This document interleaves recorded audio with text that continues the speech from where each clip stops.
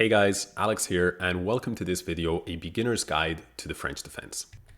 In this video and in this series in general, we're not going to be focusing on the white side or the black side specifically, but we're just going to be talking about some of the most popular chess openings and trying to understand the strategy and tactics that go into them. And hopefully this will be helpful whether you're already a French defense player, you're thinking of playing the French, or you're simply a 1e4 player who wants to know what to do against such a popular opening.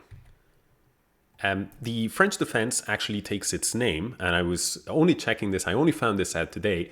It takes its name after an 1834 correspondence match between the London Chess Club and the Paris Chess Club. And in that match, several of the members of the Paris Chess Club tried to play the French defense and did so successfully, and the Paris Club ended up actually winning that match. And ever since then, this particular opening is known as the French defense. Now, let's put the French defense on the board. It happens after e4, e6, and here in this position, the first key idea from black is seen, which is that black wants to play d5 and challenge white center, but they want to make sure that if white captures, they have a pawn to recapture in the middle of the board. After this, white typically grabs as much of the center as possible, and black now plays d5. And this is the main position that we're going to be focusing on in this video. Now, one of the things that we're going to be doing in this video is showing why the problems of the French defense that we might see at first glance, they're real, but black actually has a lot of compensation. Because one of the things that even, as a coach, quite a lot of my students would speak about is, after d5, I don't like to play the French. I refuse to play it because after e5 here, suddenly I don't have this square for my knight. My bishop is blocked in. This is known as the French bishop. It's not an affectionate term. The bishop is a very passive piece in a lot of situations. And, why should I give white all of those advantages? Well, it turns out that, yes, white does get those advantages, but black has one kind of idea, which is, I'm going to build you up here as white in the center. I'm going to let you build up your center, but then I'm going to very quickly target it with moves like c5 and knight c6. I'm going to put a lot of pressure here. And if that wasn't enough, I'm going to have a second wave of attack. My queen might come to b6, my knight might come to f5. And you can see that if the white side is not careful, that center can go up in smoke very quickly. And the French defense players have won thousands of games like this, exactly like this over the years. So now we begin to understand the French defense is a very dynamic opening, a very imbalanced opening, and lots of opportunity to win from the black side. So let's go back to our starting point and let's see what we can do or what white players can do from this position. Okay, so there's four major options. The first one is the exchange variation. The second is the advance variation. These are not very imaginatively called, easy to remember. And then there are knight moves that defend the pawn. If they put the knight on c3, then this is called the Paulsen Variation. And if, on the other hand, the knight can go to d2, this is known as the Tarrasch Variation. And Paulsen and Tarrasch were great chess masters of the past. That's how these variations take their name. All right, so let's start with the boring line first, which is here in this position, white can sometimes take the pawn. And this has a reputation after pawn takes pawn as quite boring, and I think that's fair. At the top level, they can spice this up with some clever ideas, but for the most part, when amateur players play, this is how it continues. Knight f3, knight f6, bishop d3, bishop d6, castle, castle, bishop g5, bishop g4, and it's more like, instead of the exchange variation, we could nearly call this the copycat variation, because both sides are just playing identical moves, and it's no surprise that about 80% of the games from here at the intermediate level, they end up in a draw. I would say don't play this from the white side, and I would say if you face it from the black side, try and introduce some kind of imbalance into the position. So for example here, instead of doing the copycat move with knight f6, why don't you try bishop to d6, and after bishop d3, knight e7. You put the knight on a different square, and now after, let's say, castle, castle, rook e1, maybe you put the bishop on f5. That challenges this bishop, and although it's true that these pawns are mirroring each other, so there's still a lot of possibility for a draw, and it's still very equal, Although that may be true, you have some chances to fight here with either side. Now, I will say, in general, it's not considered a strong threat to play pawn takes pawn against the French defense for one simple reason, which is we spoke about that bishop being a bad piece. So now after pawn takes, well, the bishop is no longer a bad piece. So this is surely not the way to try and put pressure on your opponents. So the next and maybe the most logical way of trying to put pressure on your opponents is to play e5, the so-called advanced variation. But after the move pawn to c5, black immediately targets the white center. Now white goes c3, and now black goes knight c6, puts more pressure, and white typically goes knight f3. Let me quickly show you how problematic that pressure can be on the center if white's not careful. A lot of white players, they play the move f4, and this immediately gets them in trouble. Queen comes out to b6, then they put the knight on f3, but now it's a bit too late. They spent too much time taking care of this pawn with f4, not enough time worrying about d4. Now comes knight h6. The bishop cannot take. That pawn is on f4. Bishop d3, trying to cut off the threat against the pawn on d4. Bishop goes to d7. First important French trap. Many players, they take here, take here, take here, take here, take here. And now do you see what the problem is? Well, pause the video if you'd like. I will show it now. Bishop b5 check. This is one of the most important traps to know if you're playing the French with either color. So it's in this way that white indirectly defends the pawn. But black has a clever idea. Let's play bishop d7. Now, if I take your pawn here, whenever I do all of these exchanges, you're not going to have that check because my bishop is blocking. So, because of this, white is already struggling in this position. Now you might say, why is white struggling? Can I not just go something like, I don't know, bishop e2 so that I'm defending the pawn? Well, if you do this, now I can take you, and I can put my knight on f5. And now how do you defend the pawn? You can see how quickly the position can get lost. Okay, so then you might be thinking, why not bishop c2? That way I'm covering this square. Well, what if I take you, and I go knight b4? Now I'm hitting your bishop. Say, okay, but you're no longer hitting this pressure. So maybe I go bishop b3. And now I don't worry about knight f5 because you don't have that knight on c6.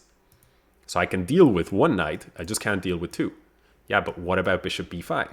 Suddenly, I hit you on this square on d3. So this is very bad. And of course, after knight to b4, you might say, well, I'll just go knight c3. And it's true that this way you might hang on to your position, but you just lost such a strong bishop. That was one of white's best pieces. So that's no good.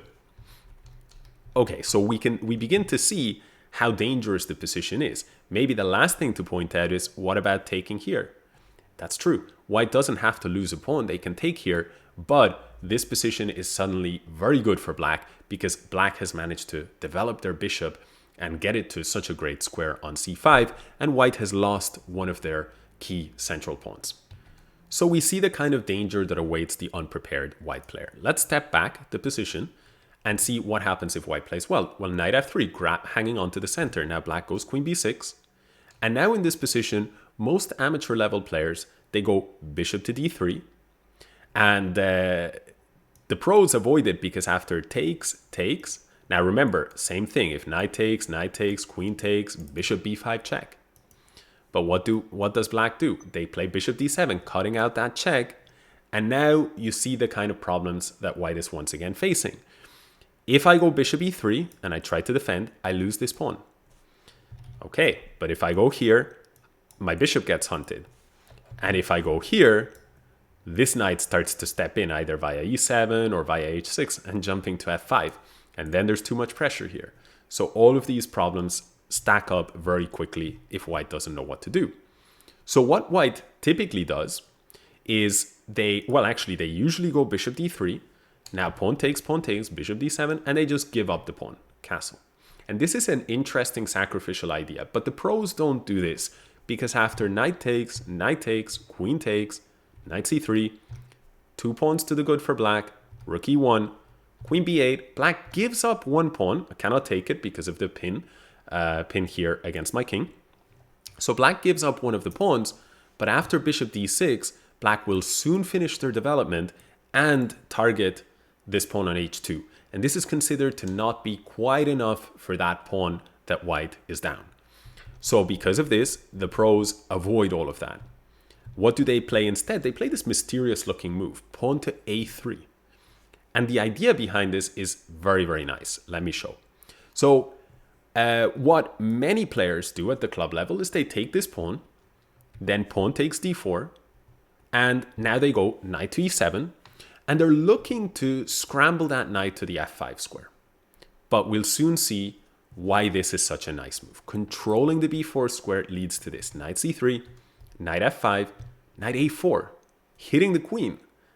And after queen a5 check, because we have a3, b4 happens. And thousands of games have played like this, and black is already in trouble. Why? Because they've been kicked back. Now bishop b2, huge grip on the center, and white has, on top of that, more space on the queen side. So dominant in the center, dominant on the queen side, black's in trouble. So what do the pros do in order to avoid this problem? Well, against the move a3,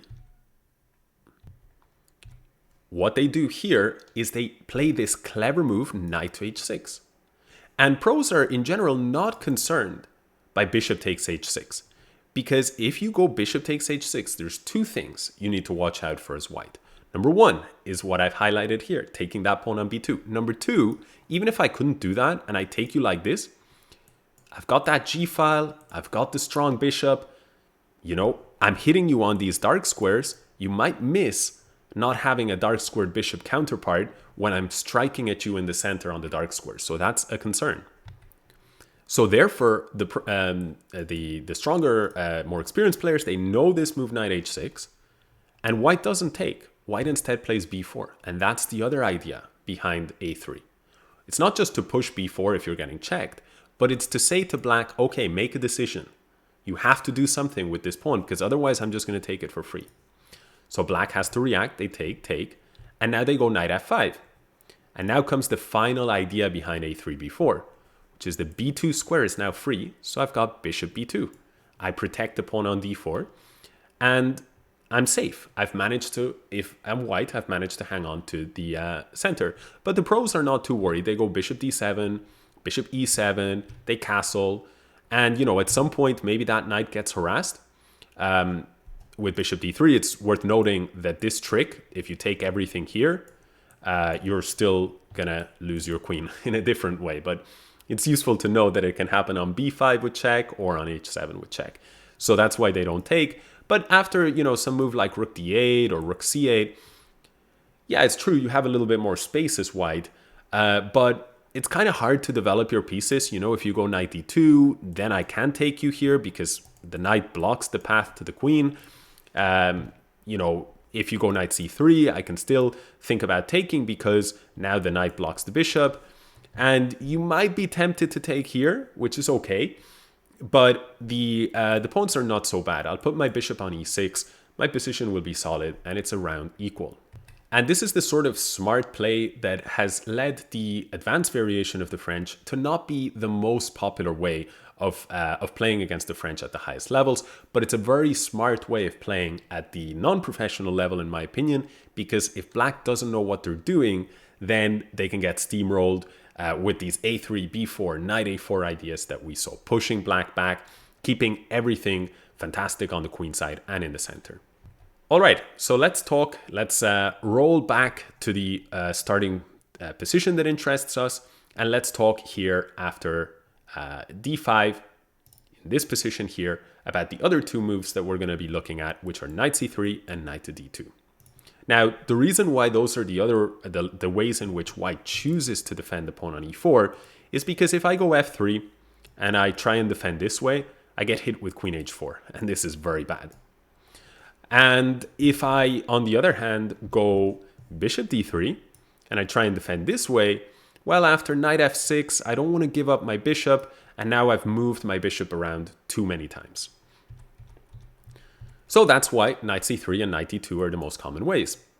Knight c3 is known as the Paulsen variation, And it's one that as a beginner, I absolutely do not recommend that you play this. Avoid this variation because, from the white side, because experienced black players have great results in what's known as the winnower. And with the winnower, black says, I'm going to exchange my bishop, which is a good piece, for your knight, but I'm going to get a few things in return. So the way the game goes is e5, white grabs space, c5, and now a3. White says, if you move your bishop back, I might take this pawn. So black carries out their plan and takes. And now in this position, black just keeps on developing. So black has solved the problems of being cramped by getting rid of the bishop, and at the same time damaged the pawn structure here permanently for white.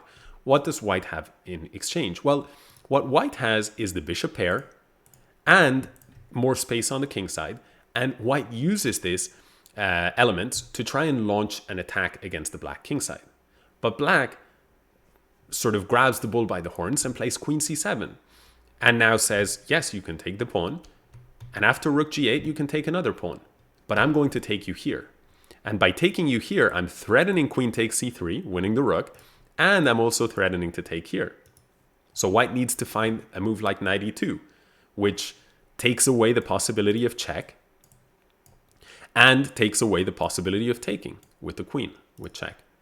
But if you are looking at this position and you're relatively new to chess and you're saying, yeah, this looks like exactly what I want to play from the white side, this looks like a position I can easily outplay an experienced French player in, then more power to you, but you have a level of confidence that I don't think I will ever have, because as far as I'm concerned, this is not a beginner-friendly position. Even me, I'm an international master, and I try and play this position from the white side, and I often go wrong. So let's stay away from this one. But what happens if you're looking at this video and you're thinking, I want to play this as from the black side? So what do I do in this position as a black defense player? That, knowing that this isn't beginner-friendly doesn't help me. Well, there's two paths that you can take here.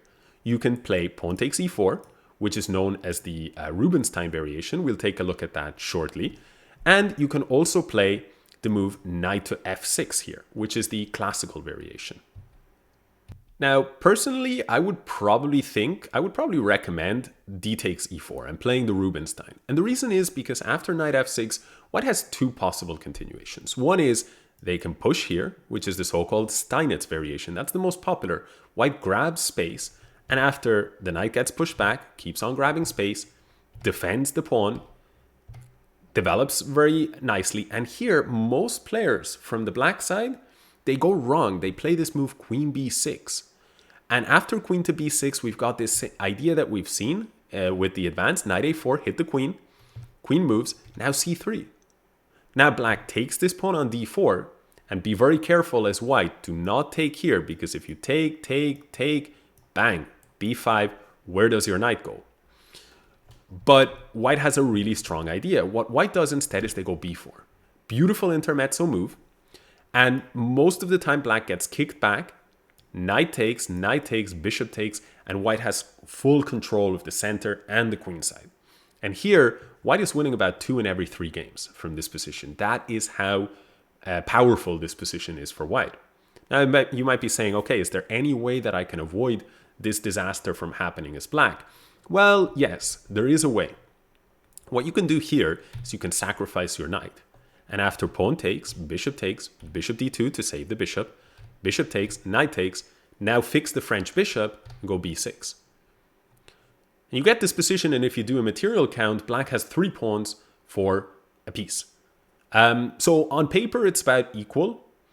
And in fact, in practice, you can play this very comfortably, because in practice, black usually does better than white at the non-professional level. But the reason you won't see the top players playing this is because if you look at it with top computers, the computers will say, objectively speaking, with best play, white is a lot better.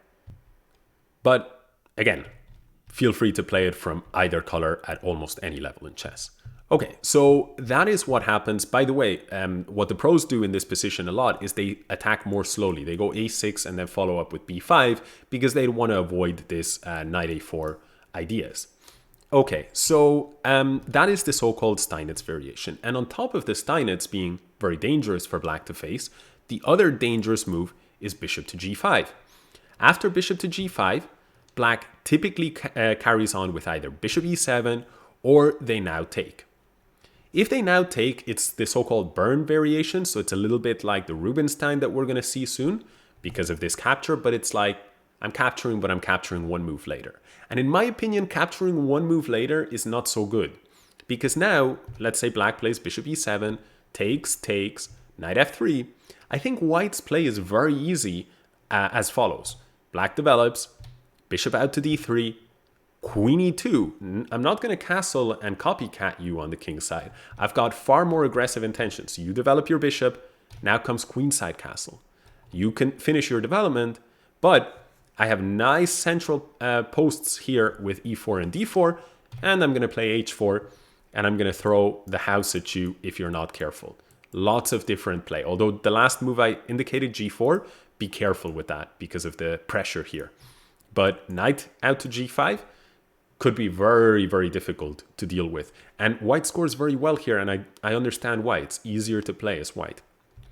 So maybe you don't really want to go into that position, and so you play the move bishop e7 and you don't take. Well, after bishop e7, we continue the most popular way, e5, knight d7, bishop takes, queen takes, and f4. So now white has exchanged this bishop, and the bishop is actually a good piece to exchange. Why? Why is white happy about that? Well, we saw in a lot of positions that that bishop is kind of passive, right? Sorry, I can't draw. It's kind of passive. It's in front of its own pawns. It's this bishop that white really values, not the other one. So after f4, castle, knight f3, c5, white even has scored so well because look at what happens. Bishop d3, and most black players, they play knight c6, and they're just developing their pieces, and they think everything is okay because, you know, I got rid of this dark squared bishop, I'm putting pressure here, maybe I'll put pressure here, I'll chip away at that pawn structure, I'll get out my bishop, and in the end, you know, I'll win this beautiful game, up a pawn in the center, everything is good. But that's a romantic perspective, and in fact, here, the position is winning for white. You can pause and ask yourself what you would do here, but I will show now. The move is bishop takes h7, and this is the problem in the French defense when you let your opponents have so much space. A well-prepared opponent is going to use that space against you and launch a devastating attack. So that's the Greek gift. King takes bishop, knight g5 check. If king goes back to g8, queen h5, game over. There's nothing to do about queen h7. You know, you can slide the rook away, queen h7, king f8, but your king only escapes for one move. So that's checkmate. The best is king g6, but trust me, you can check this out with a computer, but trust me that after queen d3 check, f5 takes, and castle, white is winning here. One beautiful sequence is knight takes d4, f5. And now if you go knight takes f5, I'm going to take you here and win your queen. Why? Because if you take me here, it's checkmate after queen takes f5. A beautiful ending, and maybe even prettier is if black says, okay, let me take this piece. Now comes queen g3 check. Again, this idea, check, and what do? You're about to lose a lot of material. For now, you're up 3 pieces, but very soon you're going to be down, down your king, frankly. It's forced mate in like 12 or 13 moves. Okay, so that is not a good way for black to play, and yet it's the most common way. So that's a very important one to keep in mind. Many players will take the bait like that. But even if white plays something like this, or black rather plays something like this, maybe in the future you have an attack. Maybe you can push f5 as well. It's a very comfortable position because of white's space advantage. And that's why it's not so popular to play like this at the higher levels in chess. All right, so let's step back and figure out how did we get here. Well, it was after this move, knight to c3, that we spoke about the possibility of knight f6 as another option, as the classical. First, we talked about the winnower. We said, don't go there as a beginner, avoid this as white. But then we wanted to cover knight f6 because if you're looking at this from the black side, maybe you want this possibility of knight f6. But I think either e5 or bishop g5 usually give white a nice, pleasant game. So therefore, sometimes against either of these two moves, we can look at it in the Tarrasch variation order. Against knight d2, pawn takes e4, knight takes e4, we get this that is known as the Rubinstein variation. And this is maybe the most solid way to play as black if you face this. So whether the knight comes here or whether the knight comes here, just take the pawn in the center of the board and get this position. Now, in this position, one mistake black players often make is they go knight f6. It's not a huge mistake, but it's a bit inaccurate. And the reason is that white can just take, queen takes, and now knight f3. And after knight f3, black usually develops, bishop goes to d3, and black should play h6, but often they make this mistake of castle. Suddenly, bishop g5 is a huge problem for them. Their queen is stuck. And I've won hundreds of games online exactly like this. So this is a very important one to keep in mind. So in order to prevent these ideas and, to not have the queen just a little bit vulnerable here and have to play h6 in order to prevent these things, in order to avoid all of that, what black typically does is knight to d7. And their idea is, I'm going to play knight f6 when if you take me, I'm going to be able to recapture. Okay, after this, white develops, knight f6, takes, and after bishop to d3, the reason why the Rubinstein variation, the one we're looking at right now, is considered so solid is that black has, for now, less of a presence in the center than white, but after c5, that center disappears. White can, for example, castle, when after pawn takes, knight takes, white sets the bait again for black. If you take me, I'm going to go bishop b5 check, and I'm going to win your queen because of this discovery. But black players don't fall for that. They just make a developing move. Soon they castle. And once they solve the problem of this bishop, they're perfectly in the game. And this is one of the toughest nuts to crack, the Rubinstein variation of the French defense. But what happens in the event, so let's go back, what happens in the event that against this move knight to d2, black doesn't capture this pawn and go into a Rubinstein? Because we haven't spoken about this move. We spoke about knight c3, but we said that's not a good beginner's move. What about knight d2? This is the so-called Tarrasch, and if you're looking at this video and you're thinking, I want to play this from the white side, this is probably the move that I would recommend that you do. This way you avoid getting pinned, because now if black plays bishop b4, you just go c3 and you're very happy. They just gave you a free useful move. Your pawn on c3 is great. It defends the center. So that kills this possibility, but it opens up other branches of the tree. One of the branches of the tree that it opens up is this solid move, pawn to c5. The reason why that's possible here and not after knight c3 is because with the knight on c3, there was a lot of pressure on the pawn on d5. And not to mention that the queen was putting pressure.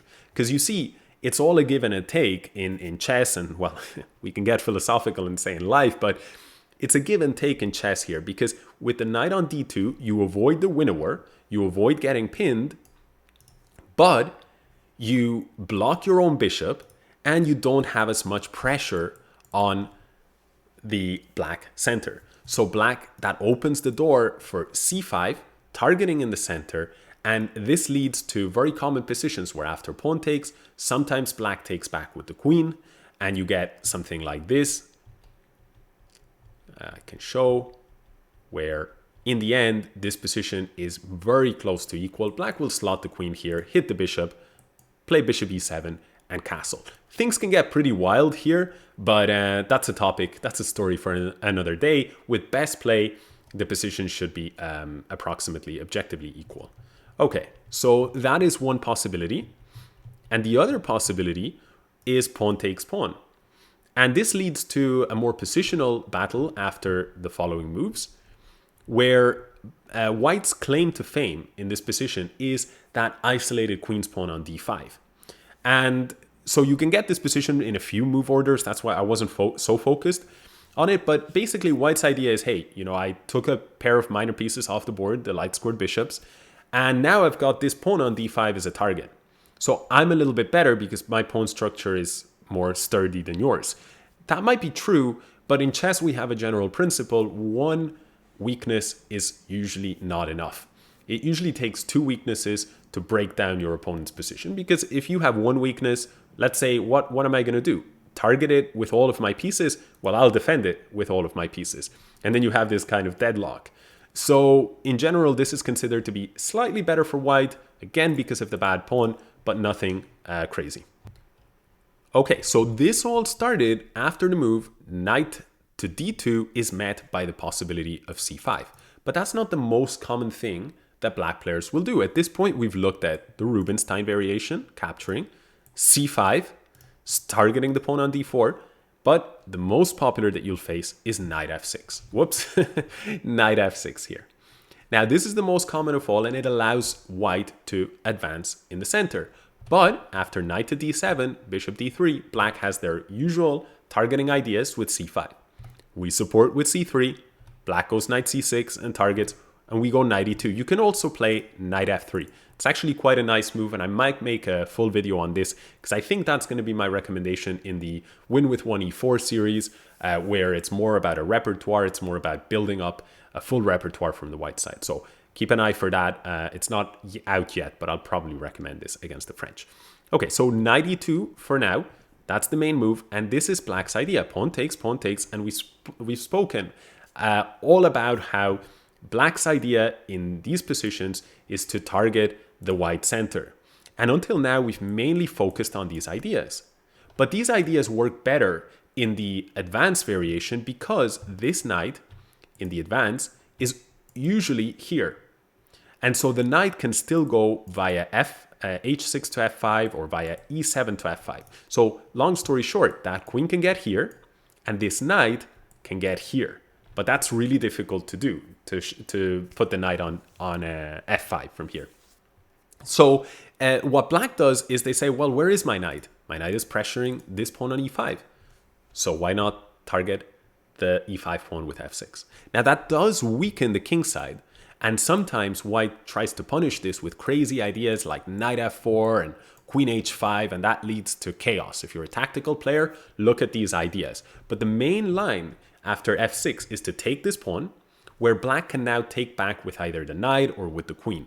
Most of the time they go knight takes, castle, bishop d6, knight f3, and after castle, white is trying to claim an advantage with the move bishop to f4.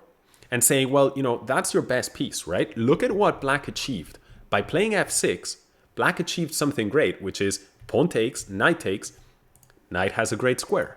And in the absence of this pawn, now bishop also has a great square. This would not be what you want, how you want to set up your pieces if white still had that pawn on e5. But surely, again, it's a give and take. So what did black sacrifice in exchange? Well, white argues that after knight f3, castle, bishop f4, bishop takes f4, knight takes f4. The argument from white is, you know, I got rid of your great bishop here for my not so great bishop, and this pawn is weak now because it's on what's called a semi-open file. So I can put a rook there and I can hit it. And what are you going to do? Are you going to be passively defending this weakness for the rest of your game, for the rest of the game? That could be a big problem. And it's very easy for the black player who's not experienced to go wrong in this position. For example, they might go bishop d7, I'll go rook e1, target the pawn, and after rook e8, I'll show one other key strategic idea. White goes bishop b5, sorry, I cannot draw, and the inexperienced player will often go something like a6, bishop takes, and suddenly they'll realize, wait, if I do this, this pawn falls. So let me not go bishop takes, let me go pawn takes. And now the knight goes here, and very quickly you can see, oof, this is not good. I still have this horrific French bishop locked behind my pawns. Now I have this isolated pawn. White has this semi-open file, and this is a dream for the white player. But it turns out that life is not so picture perfect for the white player. Black has their own ideas. So after this position, what black usually does is they play knight e4, targeting the knight. And white typically retreats the knight.